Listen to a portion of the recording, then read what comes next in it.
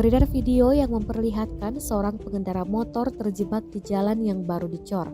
Aksi pemotor tersebut menuai reaksi dari publik. Pemotor tersebut membuat publik geram. Video aksi pemotor itu dibagikan oleh akun Instagram @hiburankonyol pada Rabu 29 Desember 2021. Dengan santai, pria tersebut melewati jalan yang masih basah dengan bahan cor.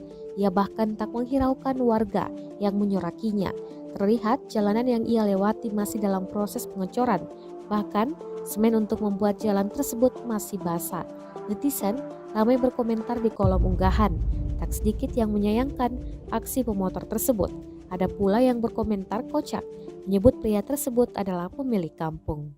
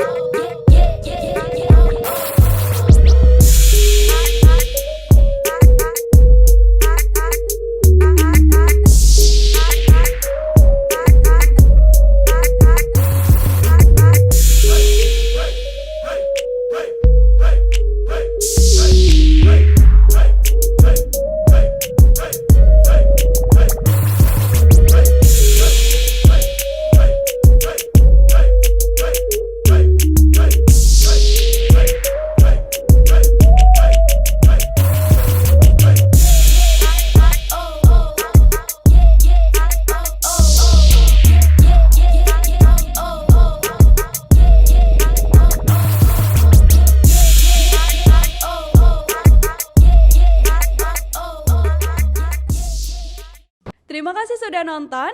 Jangan lupa like, subscribe, dan share ya.